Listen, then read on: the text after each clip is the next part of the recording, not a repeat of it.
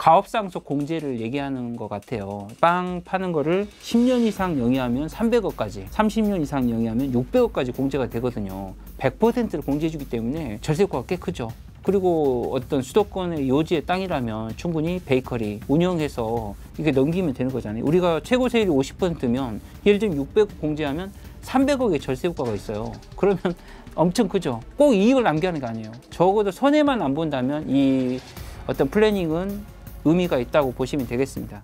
특별한 경제 강의 머니 특강. 안녕하세요, 주식초등학교 여러분. 저는 오늘의 특강을 맡은 양경섭입니다.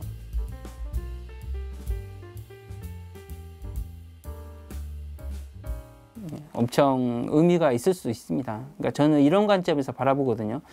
집이라는 게 위치, 그러니까 입지에 따라서 어떤 가치가 형성이 되는 게 있습니다. 그러면 입지가 좋은 이 아파트의 경우에는 내 자녀한테 물려주고 싶을 수가 있단 말이에요. 그거를 이제 증여를 할 거냐, 양도를 할 거냐에 먼저 고민이 있을 수 있는데, 저는 증여와 양도를 만약에 선택하라고 하면 일단은 증여를 일단 많이 얘기를 합니다. 왜 그러냐면, 물론 취득세 중과세라는 측면이 있을 수는 있는데, 일단 증여를 얘기하는 거는, 양도는 매매대금이 다 가야 한단 말이에요. 자녀가 그동안 모았던 금액이 아버지한테 다 이전이 됩니다. 근데 증여는, 양도는 다 이전이 되는데 반해 증여는 증여세만 내면 된단 말이에요. 그것도 5년간 6회로 나눠서 낼 수가 있습니다. 자금의 그 유동성에서 압박을 받지 않아도 되는 거죠.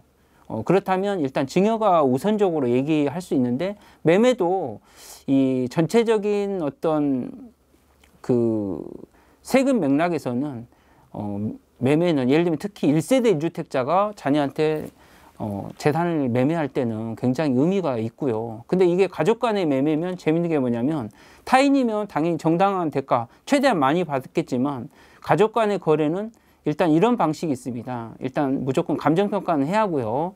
감정평가를 하고 얼마만큼 감액할 수 있느냐, 법에서 허용되는 범위가 있거든요. 그게 양도세법에서는 5% 미만으로 감액하면 됩니다. 10억짜리면 9억 5천만 1원 이상으로만 거래하면 불이익이 없습니다.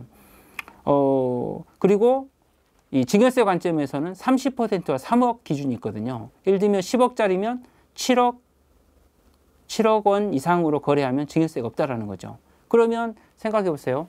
자, 일단은 비과세면 그냥 깎아도 된단 말이에요. 어차피 5% 이상으로 차이를 두면 양도세는 어차피 시가, 감정가액으로 추징한다고 보시면 되는데, 추징돼도 비과세라면 양도세가 거의 없고요. 일단 증여세 관점을 다시 바라보면 10억짜리를 7억에 거래하는데 증여세도 없어요. 양도세는 10억으로 거래도 양도세가 별로 없단 말이에요. 거의 없단 말이에요. 오랫동안 보유했다면, 그리고 오랫동안 10년 이상 살았다면. 그러면 자, 10억짜리를 7억 원만 준다 이거예요. 일단 보증금이 7억 있어. 그럼 아무것도 안 줘도 되잖아요. 그렇죠? 이게 가족 간의 거래의 장점인 거죠. 근데 여기서 더 나갈 수도 있습니다. 우리 5천만 원 증여재산 공제가 있죠? 그러면 6억 5천만 원까지 깎아도 돼요. 그럼 증여세가 여전히 없어. 자, 10억짜리를 6억 5천만 원만 줄 수도 있는데, 만약에 거기에 보증금이 껴있다면 더욱더 줄어드는 거고요. 여기서 더 나갈 수도 있습니다. 증여세를 내는 구간까지 갈 수도 있죠. 6억 5천에서 예를 들면 5억 5천에 거래를 한다. 그러면 결과적으로 1억 원이 과세되거든요, 증여세가. 그래봤자 970만 원이라는 거죠. 그래서 가족 간의 거래가 생각보다 많이 거래가 되고 있고, 그게 뭐 탈세냐, 세법을 활용한 절세라고 저는 얘기하고 싶습니다. 네. 이제 단순 증여를 한다는 것은 뭐냐면, 이제 같이 살고 있는 상태에서 증여를 한다거나 아니면 공실인 상태에서 증여를 하는 것을 얘기하는 거죠, 일반적으로. 네. 물론 이제 세입자가 있어도 단순 증여의 방식을 선택할 수도 있는데, 단순 증여를 하면 이제 어떻게 보면 증여세를 다 매기는 거죠. 이제 사람들이 놓치는 게 뭐냐면, 단순 증여해서 증여세를 좀 더는 내지만, 이게 재밌는 게 뭐냐면, 세입자를 들이면 그 보증금으로 증여세와 취득세를 다 해결할 수 있다는 거죠. 오히려 남기도 합니다. 그래서 단순 증여는 안 돼, 이런 것보다는 두 개를 하면 비교해 보면 좋은 결과가 나오는 거고요. 근데 부담부 증여는 채무를 낀 상태에서 증여를 하는 거잖아요. 그러면 증여세가 이제 줄어드는 거고, 양도세는 결과적으로는 취득가액이 인정되거든요. 그러므로 인해서 양도세도 사실은 줄어든 증여세 그만큼의 양도세를 내지 않아요. 결과적으로는 훨씬 더 적은 세금을 내게 되고, 그래서 부담부증여가 일반적으로 유리한데, 참고로 중과세가 적용이 되면 그때는 또 효과가 없습니다. 지금은 중과세 유예기간이거든요. 그래서 효과가 없는데 지금은 일반적으로 유리한 상황이고, 그런데 자, 부담부증여의 단점이 뭐예요? 아까 채무를 껴서 증여했잖아요. 결국은 그 채무는 그러면 갚아야 하는 거잖아요.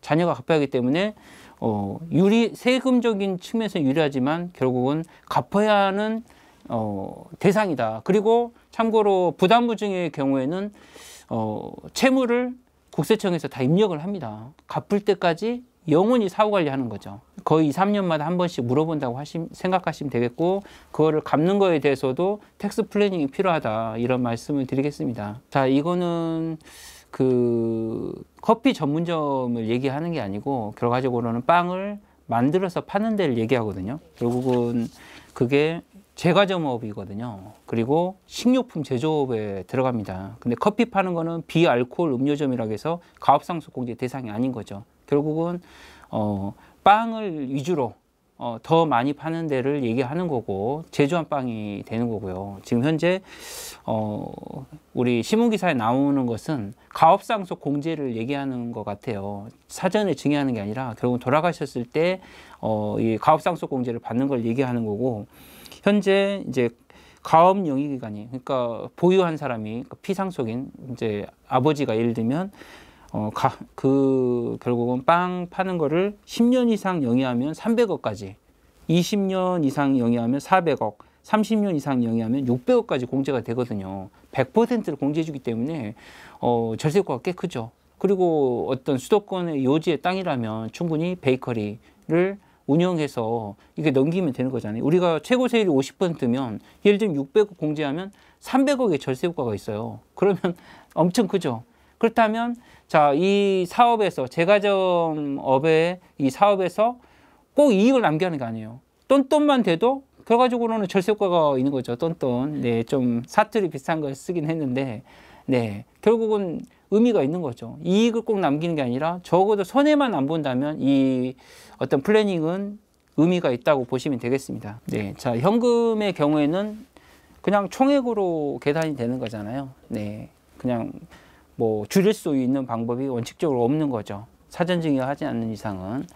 그런데 예금의 경우에는 원금의 이자 상당액까지 과세가 되는 게 원칙입니다. 그런데 반해서 주식의 경우에는 별도의 평가 방식이 있다는 거죠. 이 법인이 현금을 갖고 있다면 이 현금으로 평가하는 게 아니라 이 법인의 주식으로 평가하는 거잖아요. 그 평가 방식은 어떻게 되냐면 순자산 가치와 순손익 가치를 가중평균하게끔 돼 있거든요. 예를 들면 일반 법인의 경우에는 순자산 가치를 2의 배수, 순손익 가치를 3의 배수로 이 평가를 하게 됩니다. 이런 가중평균하는 방법에 따라서 때로는 현금보다 훨씬 더 줄어들 수도 있다라는 거죠. 네. 그래서 이제 주식을 활용할 수도 있겠지만, 저는 일반적으로 비상장 법인에 일부러 막 뭔가를 넣어가지고 어떤 평가 방식을 활용한 것은 그렇게 추천드리고 있지 않습니다. 왜 그러냐면 결국은 법인에 어떤 자산이 들어가 버리면 그 자산을 다시 빼오는 것도 세금인 거고, 결국은 절세 효과도 엄청나게 높지는 않다고 저는 생각하고 있습니다. 네. 일단 기본적으로 평가 방식은 거의 비슷하다고 보시면 되겠습니다. 네. 약간은 다르지만 거의 비슷한 거고, 일단은 근데 우리가 주식으로 상속하는 거에 대해서는 이런 장점과 단점이 있습니다. 뭐냐면 일단은 장점은 취득세를 내지 않는 거죠. 주식에 대해서는 취득세를 내지 않는다. 상속으로 이루어지는 것은, 또는 증여로 이루어져도 어떤 세대를 거쳐서, 그러니까 몇 세대를 거쳐서 가더라도 취득세를 안 낸다. 근데 우리 부동산 원래 소유권 이전될 때마다 취득세 내잖아요. 그런 장점이 있죠. 취득세 내지 않아도 된다. 그러나 단점은 뭐냐? 결과적으로는 환가 가능성이 없는 거죠. 주식을 물려받았어요. 그러면 주식 자체는 매각하기 쉽지는 않잖아요. 환가 가능성이 높지 않죠. 누가 이 주식을 예를 들면 경영권이 없는, 예를 들면 한 20% 주식 누가 딱 사겠냐? 쉽지 않은 거죠. 환가 가능성이 떨어진다는 단점이 있는 것이죠. 네. 그렇죠. 그거는 이제 시가가 존재하기 때문에, 예를 들면 상속 개시일 전후 뭐 2개월, 총 4개월간의 종가 평균액으로 평가하는 게 있거든요. 그러면 이제 당연히 내용이 좀 달라질 수가 있죠. 네네. 사는 시점이 아니라 이제 상속 개시일 시점이기 때문에 그 자체가 절세 효과가 있는 게 아니고 그냥 결국은 피상속인의 재산이 그냥 늘어난 것일 뿐인 거죠. 그 자체는 절세 효과가 있을 수는 없습니다. 근데 싼 가격에 샀는데 그 상태에서 돌아가시고 그리고 나중에 자녀들이 물려받고 몇 개월 후에 그 가격이 올랐다면 그것도 하나의 절세 방안이 될 수도 있죠. 그러나 절세 방안으로서 그런 것을 추구하는 것은 그렇게 효율적인 건 아닌 것 같습니다.